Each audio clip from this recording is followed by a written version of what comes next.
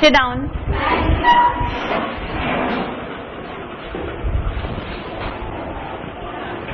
क्या इस संसार में कोई भी जंतु पेड़ पौधों के बिना जिंदा रह सकता है? पेड़ पौधों का हमारे जिंदगी में क्या महत्व है और यह हमारे लिए किस तरह से उपयोगी हैं? आज हम इसके बारे में कुछ जानेंगे और आज के हमारे लेसन का नाम है प्राकृतिक संतुलन। क्या यह शब्द आप लोगों ने पहले कभी सुना है? प्राकृतिक, प्राकृतिक मतलब प्रकृति,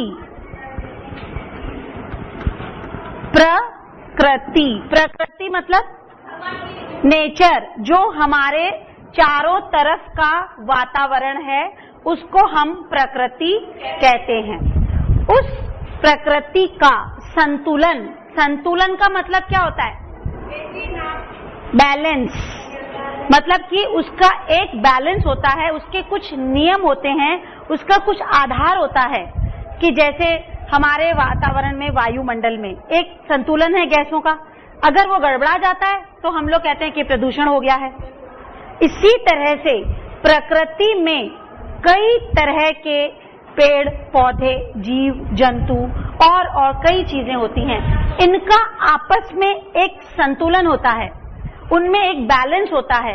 आज हम इसी के बारे में पढ़ेंगे कि यह बैलेंस हम लोग किस तरह से मेंटेन करते हैं और यह बैलेंस किस तरह से होता है। सबसे पहले आप मुझे ये बताइए कि हम लोग प्रकृति में क्या क्या चीजें देखते हैं। सबसे पहले महसूस करो हमारे चारों तरफ क्या है। वायु महसूस करते हैं। सबसे पहले हम लोग क्या महसूस करते हैं? वायु। हमारे चारों तरफ एक वायु है जो हमें दिखाई नहीं दे रही है। किसी को दिखाई दे रही है? नहीं, लेकिन हम उसको महसूस कर रहे हैं। अभी पंखे की हवा चल रही है, आप महसूस कर रहे हैं ना कि हवा चल रही है। तो पहली चीज है वायु। दूसरा जल,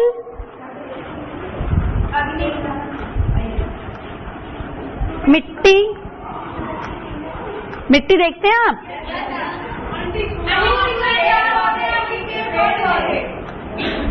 पेड़ पौधे, जीव जंतु, केवल जंतु नहीं, छोटे छोटे जीव भी इसी में ही आते हैं। जीव जंतु व सूर्य का प्रकाश।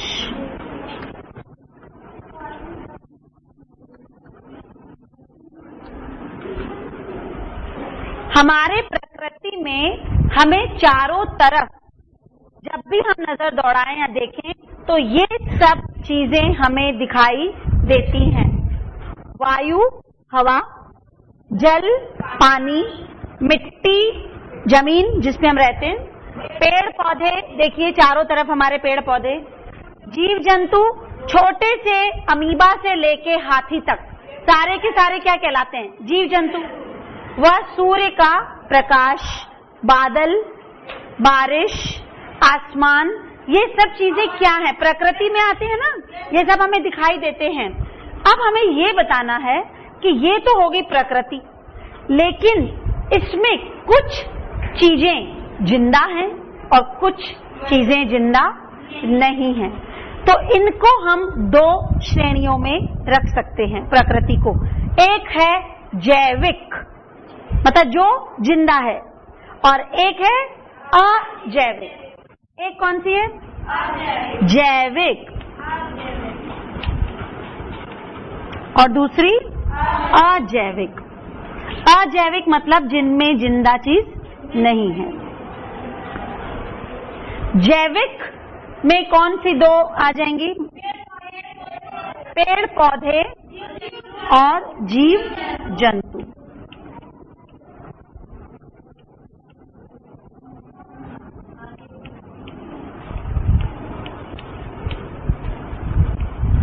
और अजैविक में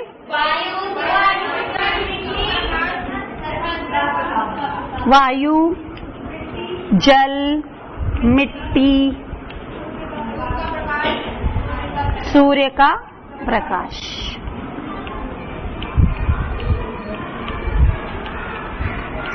इस तरह से हमने देखा कि प्रकृति में पाए जाने वाली जितनी भी चीजें हैं इनको हम दो श्रेणियों में रख सकते हैं, जैविक एवं अजैविक।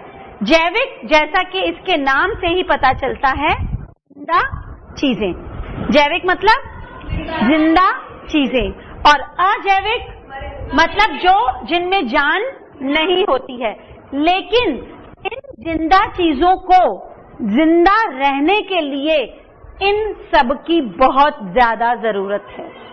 अगर इनमें से एक भी समाप्त हो जाए तो यह जैविक जगत जिंदा नहीं रह सकता। आप लोग मानते हैं इस बात को? मानते हैं ना कि अगर हमारे पृथ्वी से वायु, एयर, जल या वाटर, मिट्टी और सनलाइट, अगर ये सब न हो तो कोई भी पेड़ या कोई भी जीव या जंतु जिंदा नहीं रह सकता। इसका मतलब क्या है कि हम लोगों का जीवन किस पर निर्भर करता है? प्रकृति पर। कि अगर प्रकृति साफ सुथरी है तो जीव जंतु भी अच्छे से बड़े होंगे, पेड़ पौधे भी अच्छे से उगेंगे। अगर प्रकृति में किसी प्रकार का डिसबैलेंस या अनियमन या असंतुलन हो जाता है तो हमारा सारा जीव जगत, सारी जैविक क्रियाएं, जीव जंतु, पेड़ पौधे, सारे लोग प्रभावित होते हैं। होते हैं कि नहीं? इस बात को सब लोग मानते हैं कि नहीं मानते हैं? मानते हैं। अच्छा, अब आप ये बताइए कि इन जीवित और अजीवित वस्तुओं को हम लोग किस तरह, ये जो जैविक है ये पूरे अजैविक पर निर्भर करता है।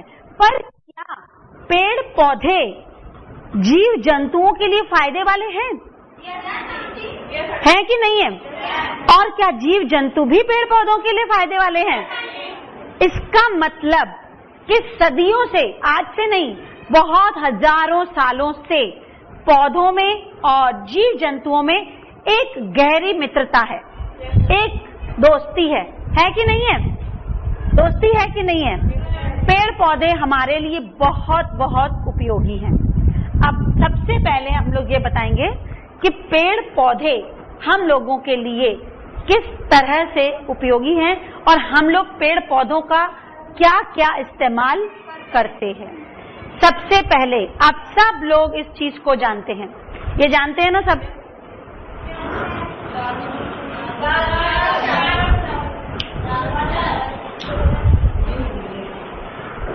सबसे पहले इसको देखिए आप, सबको दिखाई दे रहा है? तुमको दिख रहा है? इसमें कई तरह की दालें और चावल, राजमा और हर चीज इसके अंदर मिक्स है। तो ये हमें कहां से मिली? ये हमें कहां से मिली? तो सबसे पहले जो हम लोगों की भोजन की निर्भरता है वो कौन पूरी करता है? पेड़। अगर किसी वर्ष गेहूं की पैदावार कम हो या चावल की पैदावार कम हो तो क्या होता है? महंगा हो जाता है और यहाँ तक कि सूखा भी पड़ जाता है और हम लोग कहते हैं कि अनाज की कमी हो गई है और हमारा जीवन तुरंत इससे प्रभावित हो जाता है। तो अब हम सबसे पहला जो इसका उपयोग पढ़ेंगे वो है अनाज।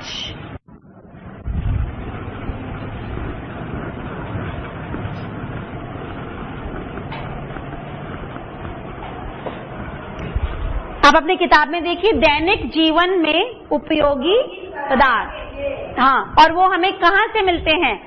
अच्छा, जीव जंतुओं से भी मिल सकते हैं और पेड़ पौधों से भी। तो पहले हम लोग कौन से पढ़ रहे हैं? उपयोगी पेड़। पहले क्या पढ़ रहे हैं? सबसे पहले पॉइंट जो है वो क्या है? सबसे पहला पॉइंट क्या है? अनाज, जो कि हमें कहाँ से मिलता है? पेड़ पौधों से। अनाज किस रूप में मिलता है?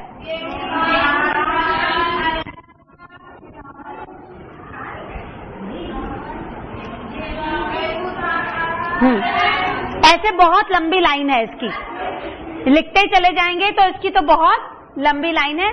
अब साधारण रूप से हम इसको अनाज में काउंट करते हैं। सबसे पहले हमको पेड़ पौधों ने पेट भरने के लिए अनाज दिया, उसके बाद जो चीज हमें मिली वो है फल। दालें तो आ गया इसी अनाज में ही, इसके बाद क्या मिला? फल। फल के बाद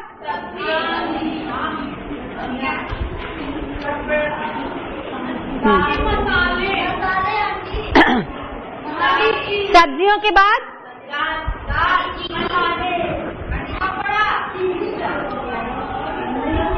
एक मिनट, आप लोगों ने ये देखा है क्या है ये कहाँ पर पैदा होती है? ये प्रोडक्ट क्या है? ये कैसे बना? गेहूं से नहीं बनता है। कॉफी का एक पेड़ होता है और उस पेड़ को जो उसके सीड्स होते हैं उसको पीस कर ये कॉफी बनती है। तो ये बना किससे? पेड़। मतलब प्रोडक्ट कहाँ का है? पेड़ का है कि किसी जानवर का तो नहीं है। कॉफी पेड़ों पर उगती है, मतलब ऐसे नहीं उगती है, लेकिन जो बीज होते हैं उसको पीस कर फिर इसके सीड्स में से कॉफी बनाई जाती है। लोग सुबह उठकर क्या करते हैं? चाय पीते हैं। चाय पीते हैं तो ये चाय पत्ती है, चाय पत्ती का छोटा सा पैकेट है। इसमें देखिए आप लोग, चाय हमें कहाँ से मिलती है? चाय पत्ती, उसका नाम ही है चाय पत्ती। मतलब जो पत्तियां होती है ना चाय की, उसको सुखाकर चाय पत्ती बनती है। और आप लोगों ने अभी अभी कहा कि हम लोगों को मसाले भी पेड़ पौधों से मिलते हैं। ये देखिए जलजीरा, हर्बल जलजीरा। आजकल गर्मी का मौसम है ना, तो सब लोग पियेंगे इसको। तो ये चीजें भी हमको, जितने भी तरह के मसाले आप लोग, इलायची, छोटी इलायची, बड़ी इलायची, लौंग, ये सब किसी न किसी रूप में हमको पेड़ों से मिलते हैं। और जो एक और बहुत ही ज्यादा इम्पोर्टेंट चीज ये बताइए, ये क्या है? जूट से बना है। जूट। जूट जानते हैं? रेशा होता है एक, सिल्क के जैसा एक रेशा होता है, जिसे रस्सी देखी है? कभी रस्सी नहीं देखी है? ये देखो सूतली है, ये एक पेड़ से निकली चीज से बना है, समझ रहे हैं? और ये जो देख रहे हो जूट, ये जूट का एक छोटा सा पाउच है, छोटा सा एक बैग है, ये भी उससे बना है। बोरा जानते हैं? इसमें अनाज पैक करते हैं हम लोग, वो बोरे भी जूट से बनते हैं। चटाइयां जूट से बनती हैं। और क्या बनता है? और ये रस्सी, जिससे कि हम लोग खेलते हैं, रस्सी जिसको बांधा जाता है, इससे जो मोटी होती है वो भी जूट से बनाई जाती है कपड़े डालने के लिए। अच्छा, अब आप लोग सोचेंगे कि ये कैसे पेड़ से बन गया? ये कैसे पेड़ से बन गया? ये बताइए, ये कैसे बन गया बताइए? कुछ महसूस हुआ? महसूस हुआ कुछ? नहीं आई खुशबू? अच्छा, ऐसी खुशबू हमें और कहाँ पर मिलती है? फूलों में, है ना? ऐसी खुशबू हमको फूलों में मिलती है। इसका मतलब कि फूलों को सुखाकर उसकी खुशबू को इसके अंदर डाला गया है। समझ गए कि परफ्यूम कैसे बनता है, इत्र कैसे बनता है, कोई भी खुशबू कैसे बनती है? कि जो खुशबूदार फूल होते हैं, जो खुशबूदार पेड़ होते हैं, उनको सुखाकर उनकी सुगंध को इस शीशी के अंदर बंद किया गया है। जैसे ही मैंने इसको खोला और इसको स्प्रे किया तो आप सबको इसकी खुशबू महसूस हुई। उससे पहले तो नहीं हो रही थी। अच्छा, आपको महसूस हुई? देखिए, और दिखाई भी देती है कि सब जगह खुशबू फैल रही है। इसका मतलब कि आपको गुलाब की खुशबू चाहिए। आप लोगों ने गुलाब जल नहीं देखा है? गुलाब जल का इस्तेमाल किया है तो उसकी खुशबू कैसी होती है? गुलाब के जैसी, लेकिन उसमें पत्तियां तो दिखाई नहीं देती, वो तो केवल वाटर होता है। इसका मतलब कि ऐसे कोई साधन होते हैं जिसकी खुशबू को हम लोग शीशी में बंद कर सकते हैं और फिर उसको जब चाहें उसको इस्तेमाल कर सकते हैं। इस तरह से हम लोगों ने देखा कि कैसे हम लोगों के लिए पेड़ इतनी अलग अलग तरह की चीजें हम लोगों को दे रहे हैं। सबसे पहले, अच्छा आप लोग इस चार्ट को समझ लेते हैं। उपयोगी पेड़, इसमें है फल, कई तरह के फल, कम से कम 100-200 तरह के, हजारों तरह के फल जो कि पेड़ों पर उगते हैं। हम किसी न खाने में इस्तेमाल करते हैं। उसके बाद सब्जियां, जिनके बिना हम अपना खाना सोच भी नहीं सकते, है ना। सब्जी के बिना रोटी हम सोच भी नहीं सकते कि खाली रोटी कौन खाएगा, उसके साथ सब्जी चाहिए। उसके बाद दाल, अगर चावल बने हैं तो दाल, सब्जी, दाल। क्या आप जानते हैं कि हमें कपड़ा भी पेड़ों से मिलता है? जो रुई होती है ना, रुई से धागा बनता है और धागे से कपड़ा बनता है। जो सूती कपड़े होते हैं, वो केवल हमें पेड़ों से ही मिल सकते हैं। आप ये टेबल देख रही हैं, ये लकड़ी, मेज, ये सब किससे बना है? पेड़ों से काट के जो लकड़ी आती है। इसका मतलब कि जितना भी फर्नीचर होता है वो भी पेड़ों से ही हमें मिलता है। फर्नीचर बनाने के लिए जो कीमती लकड़ी है वो भी हमें पेड़ ही देते हैं। इसके बाद दवाई भी हमें पेड़ों से मिलती है। आप लोगों ने सर्दियों में तुलसी पत्ते की चाय नहीं पी है? अदरक की चाय पीते हैं, कहीं चोट लग जाती है तो हल्दी लगाते हैं। तो ये सब चीजें भी कहाँ से मिली? पेड़ों से। और नीम तो सबसे बड़ी औषधि कहलाती है, जो कि पेड़ हमें अक्सर देते रहते हैं। और इसके बाद चाय, कॉफी, ये देखिए जो अभी मैंने आप लोगों को दिखाई थी, चाय और कॉफी भी हमें पेड़ों से मिलती है। और इत्र, ये वाला, ये भी हमें पेड़ों से मिलता है। इस तरह से अगर हम लोग लिस्ट बनाना शुरू करें तो बहुत लंबी लिस्ट बन जाएगी कि पेड़ हमारे लिए बहुत उपयोगी हैं। पेड़ की जड़ से लेकर उसका तना, उसकी पत्ती, उसके फूल, हर चीज हम लोगों के लिए बहुत उपयोगी काम करती है। पेड़ का कोई भी हिस्सा बेकार नहीं जाता। कौन कौन सी चीजें हमें पेड़ों से मिली? पढ़िए। सब्जियां, मसाले, कपड़ा, ये सब चीजें हमें पेड़ों से मिलती हैं। और अगर आप लोग चाहें तो और भी लंबी लिस्ट इसकी बना सकते हैं। जैसे कि हमने फर्नीचर नहीं लिखा है, और कई चीजें आज आप घर जाके खूब सारी बड़ी लिस्ट बना। अच्छा, जिस तेल में आप खाना बनाते हैं वो भी तो हमें पेड़ों से मिलता है। जो तेल हम जो बालों में लगाते हैं, नारियल तेल, वो भी पेड़ों। अच्छा, पेड़ों ने तो हमारे लिए बहुत काम कर दिए। अब क्या ये बताइए, जीव जंतु भी हमारे लिए उपयोगी हैं?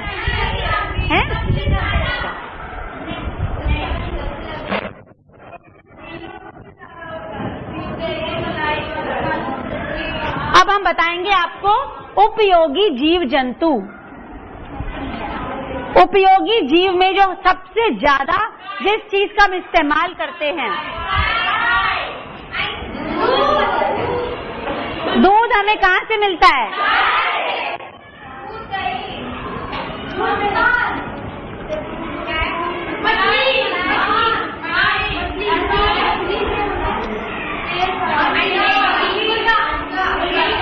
एक मिनट। जीव जंतु जिसके लिए हम लोग जिनको बहुत ज्यादा इस्तेमाल करते हैं कि दूध, मांस, अंडे और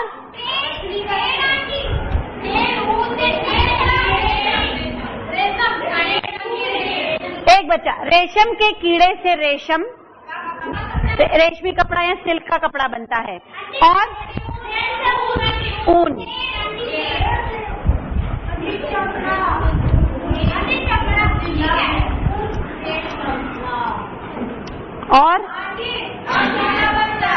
और बताइए। रुई तो पेड़ पौधों से मिली थी ना। और बताइए।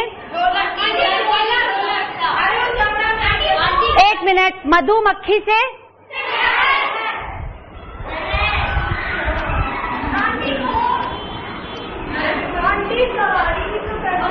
और ये तो केवल जो वस्तुएं हैं जो हम उसकी इस्तेमाल करते हैं। इस तरह से ऊंट और घोड़ा हमें सवारी के काम आता है। हाथी, ऊंट और घोड़ा।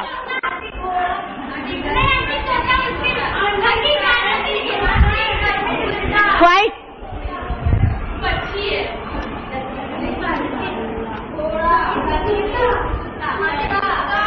अच्छा, इस तरह से हम लोगों ने देखा कि पौधे और जंतु दोनों ही चीजें हमारे लिए बहुत उपयोग की हैं। अब हमें ये पता करना है कि पौधे जंतुओं पर कैसे निर्भर करते हैं, मतलब जंतु पौधे के क्या काम आ सकता है।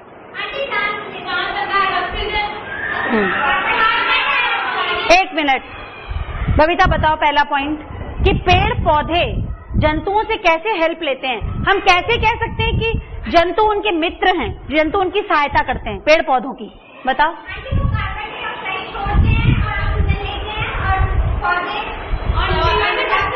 पेड़ पौधों को कार्बन डाइऑक्साइड की जरूरत है, वो हम लोग अपने श्वसन में निकालते हैं और वो लोग ले लेते हैं। इसका मतलब हमने उनको कार्बन डाइऑक्साइड दी जो कि उनके जिंदा रहने के लिए जरूरी है। अच्छा, एक पॉइंट ये हो गया। और दूसरा पॉइंट, पानी। पानी तो बारिश से भी आ सकता है।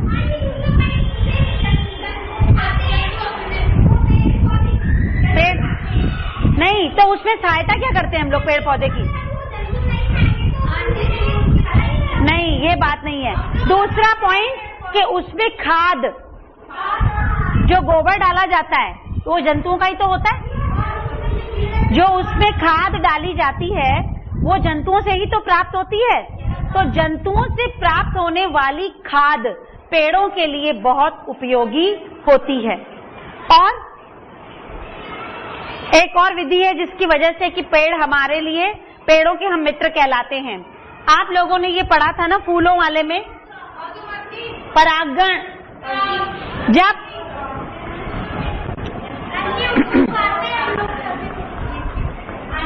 जब एक तितली एक फूल से दूसरे फूल पर मंडराती है तो वो एक कण दूसरे कण पर ले जाती है जिससे परागण होता है और परागण के द्वारा नए फल और नए फूल बनते हैं। अगर वो ना हो तो हम लोग पेड़ पौधों का मतलब वो लोग ज्यादा ग्रो नहीं करेंगे। तो पहला क्या था?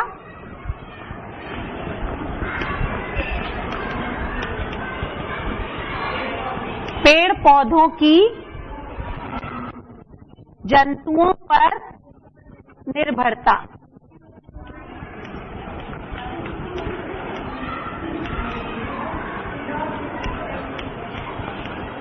सबसे पहले तो जंतु उसको कार्बन डाइऑक्साइड देते हैं।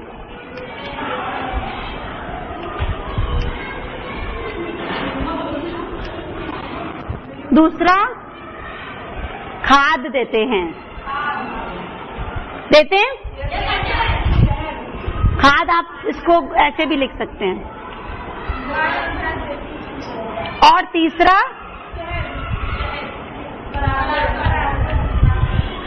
परागण में उनके हम लोग जंतु लोग सहायता करते हैं। इस तरह से आपने देखा कि पेड़ पौधों की जंतुओं पर निर्भरता किस तरह से होती है। अच्छा, अब इसका हम लोग ये भी बता सकते हैं कि हमारे वातावरण में ऑक्सीजन और कार्बन डाइऑक्साइड का एक बैलेंस है कि हमने कार्बन डाइऑक्साइड निकाली और पेड़ों ने ले ली, तो इसका, और पेड़ों ने उसके बदले में हमें ऑक्सीजन दे दी। तो इसका मतलब पेड़ पौधे भी जंतुओं के लिए उतने ही उपयोगी हैं जितने कि जंतु पेड़ पौधों के लिए उपयोगी हैं। अच्छा, जब दो जने आपस में एक दूसरे के लिए उपयोगी होते हैं तभी तो मित्रता होती है। अगर हम लोग उपयोगी ना हो और एक इंसान, एक जंतु जैसे जीव जंतु अगर पेड़ पौधों का नुकसान करने लगे तो फिर हम लोग मित्र नहीं कहलाएंगे ना। अगर कोई फ्रेंड आपका नुकसान कर दे तो आप उसको फ्रेंड नहीं बनाते। तो यही हो रहा है कि प्राकृतिक संतुलन बिगड़ रहा है। हम लोग क्या कर रहे हैं? हम लोग पेड़ों को काट रहे हैं और पेड़ों के काटने से क्या हो रहा है? प्राकृतिक संतुलन बिगड़ रहा है। इसकी वजह से कार्बन डाइऑक्साइड ज्यादा हो रही है और ऑक्सीजन कम होती जा रही है। क्यों? क्योंकि पेड़ कट गए तो ऑक्सीजन भी कम मिलेगी, अगर पेड़ ज्यादा होंगे तो ऑक्सीजन भी ज्यादा मिलेगी। और आज जो हम आज एक चीज आपको और बताने जा रहे थे वो है खाद्य श्रृंखला। इस शब्द का क्या अर्थ है? खाद्य श्रृंखला। खाद्य मतलब खाना, श्रृंखला मतलब चेन। हाँ, खाद्य होता है खाना, और श्रृंखला मतलब होता है एक चेन बना लेना। हाँ, अब मैं इसको आपको समझाऊंगी कि खाद्य श्रृंखला क्या होती है। हाँ, अच्छा, हम लोगों को किसी भी भोजन की आवश्यकता हो तो हम लोग किस पर निर्भर करते हैं? अभी अभी मैंने बताया था पेड़ पौधों पर, है ना। तो पेड़ पौधे अगर प्रकाश संश्लेषण ना करें तो क्या होगा? मतलब पेड़ खुद भूखा रह जाएगा। अगर वो प्रकाश संश्लेषण नहीं करेगा तो पेड़ खुद ही भूखा रहेगा, उसमें स्टार्च बनेगा ही नहीं। अगर वो खुद भूखा है तो वो बकरी का पेट नहीं भरेगा, बकरी का पेट नहीं भरेगा तो जो जानवर बकरी को खाते हैं उसका भी पेट नहीं भरेगा। तो इसका मतलब क्या हुआ कि जो उत्पादक हैं, जो कि श्रृंखला में सबसे नीचे आएंगे खाद्य श्रृंखला में, वो कौन है? पेड़। अच्छा, आप 4 लड़कियां आगे आ जाओ, कोई सी भी 4 लड़कियां आगे आ जाओ। आप ये पकड़ो,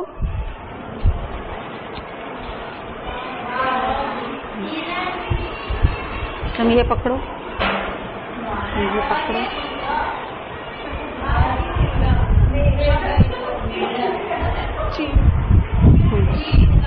ये सांप। एक और आ जाओ, उधर चलो।